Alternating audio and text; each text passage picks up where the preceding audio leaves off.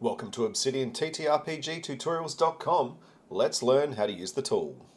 Alright, g'day guys, and welcome back today to another Obsidian video. Today we're going to be diving into weather. Alright, we've done some weather videos before using some random generators. Alright, there's a really cool random generator that has some pictures and stuff that pops up, and I think I've done a video on that previously. But one thing I like to do sometimes is just keep an eye on the non-ttrpg community who are using Obsidian and having a look at the things they do. I like to steal ideas from them. And I've noticed some of these people have dashboards, and those dashboards have weather. And I thought, hey, how are you doing that? That looks really pretty and really cool, and it's kind of automated. Now, I've been running a travel campaign, all right? It's across the plains of Faerun, right? We're in the Forgotten Realms in the Sword Coast. So, you know, weather's something that comes up occasionally. Is it raining? Is it sunny? Well, what if you could just come in here and actually go, oh, all right, well, today it's actually cloudy. All right, it's 4.3 degrees Celsius. You can change this to Fahrenheit for all you crazy people on the other side of the world. Humidity rating, UV rating, are you going to get sunburnt? Yeah, I don't know, you might bring it into your day. It's also got whether it's nighttime or daytime, so that's an interesting element of this as well. But what I really like about this is it tells me the weather now, and it tells me the weather for the next 4 days. But it's also hooked in to an API. All right, so I don't need to do anything with this. It's going to update automatically as I use my Vault. Now that's pretty cool. Now, obviously this is for London that I've got it set for. I'm in Australia, so I'm on the other side of the world. But I was thinking to myself, oh, actually, you know what? I could use this. Instead of me having to worry about the fact that it's London, I could effectively pick an area of the world that matches the type of weather that we're experiencing in my world. All right, so that way we're getting a realistic weather forecast for that sort of based area of temperate, right? I think that'd be pretty cool. So, anyway, how have I done this? Let's jump in and have a look. Okay, so the first thing we're going to do is come down here to Settings. We're going to come to Community Plugins, and we're going to browse for weather. There's a few ways to do this, but I found this one jumped out at me because of the cool name. Tenki. Tenki is Japanese for weather. All right, if you come in here, you can see there's this nice screenshot that shows what it looks like. All right, and it's pretty damn easy to use. Go ahead and click the Install and then the Enable button. And then what you need to do is come in here to Options, and you can see here that there's a enter your API key, get your free key here. You do need to click on that key. All right, that's going to take you to this website where you can basically sign up. Now, this is a paid service, all right, but it's a paid service with a free tier. Okay, so you can see here, I think this is the option that the 14-day trial commences on. But it's got a free tier, and you do not need to use a paid plan for this. Okay, I have not given them my credit card. They've got no details whatsoever. I'm on this plan currently, but it will tick back to this. Now you can see here that gives me a forecast days of 3 days. Now that's fine. That's all I need. All right, because that's all the plugin supports right now. And you can see there's a few different details in here. What is it not giving us?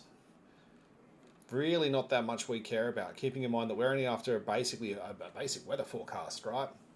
I think there was tidal data, marine weather, all right? So no tide data. I don't need tide data. I'm not that detailed in my games. But go ahead, sign up for this. Once you're signed in, it gives you an API key, and you just need to paste that API key up into the top there.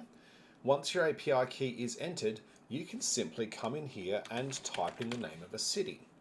All right, and as you do that, you can see the name of the city changes over here, and it gives me a different weather forecast. You can also change it to Fahrenheit if that's your thing. All right, you can change the refresh interval. Now, I've got this refreshing every 0.5 minutes. I honestly do not need that. I could probably put that to 60 minutes, and that would be absolutely fine. Now, this is where I think the idea sort of expands for us, because obviously we're not going to use this for Sydney's weather or for London's weather. But what we could do is look up a place in the world that has similar sort of weather patterns to the ones we're experiencing in our game. All right, now I'm on the plains of the Sword Coast. you know, where it might be sunny and raining. So for me, like, this might be a good opportunity for me to actually set this. I could potentially set this and just leave it, right, for a long period of time. And if we're playing over a year, technically the weather would adjust with it. All right, and I think that could be really cool. To give it a bit of a twist on what you're doing, I would say don't pick the weather that's exactly where you live. Try and pick something on the other side of the world, maybe, like make it a little bit different to what the players are expecting. But ultimately, it's just really all you're after, right? Is it cloudy? Is it sunny? Is it raining? Is there a thunderstorm? But yeah, so that's it. That's pretty simple, right? Now, all I've done here is you've got this sort of pane, all right? It started over here. You can pop it out wherever you like. You might want to have it down here. You might want to have it down there. Whatever. I've just got it here so that I can just quickly come back in, click it. All right, here's your weather forecast, and off we go. Yeah, that's all we need, right? That's it. That gives me a weather forecast. I don't need to mess around with random tables. It's going to update dynamically. It's going to give me some really realistic results because, you know, it's based on real world data. The only thing is really like the Townsville, I don't need that name. It'd be cool like if we had a variation of this plugin maybe, where you could actually sort of have that. And maybe even a drop down where you could like pick different sort of temperates of the world. You know, I'm down here in South Australia. You know, it's quite hot. It's a dry heat summer. We could have that as an option. Then you might go up and have an option for like the snow part of the world where there's snowing. You know, you go across the world and just pick those different temperatures. Maybe go Jamaica for a really hot time. All right, so there's a few things you could do with this. Whoa, what's the skull and crossbones mean? That could be fun. Don't go outside, all right, because it's raining death. But anyway, very, very simple plugin.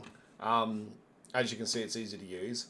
If there was a variation of this that was made for the TTRPG community, I imagine we could probably make it a little bit more suitable for us. But, you know, it's perfectly usable as it is. So look, it's even got the low and high details there for when it's like nighttime. That's cool. So yeah, anyway, that's it. How to generate some random weather, all right? Not really random, but proper weather patterns inside of your vault for you to use in your TTRPG games. That's it. Hopefully that's useful to you guys. If it is, please do like and subscribe. If you would like to see more of my content, my Patreon is available for you to support me.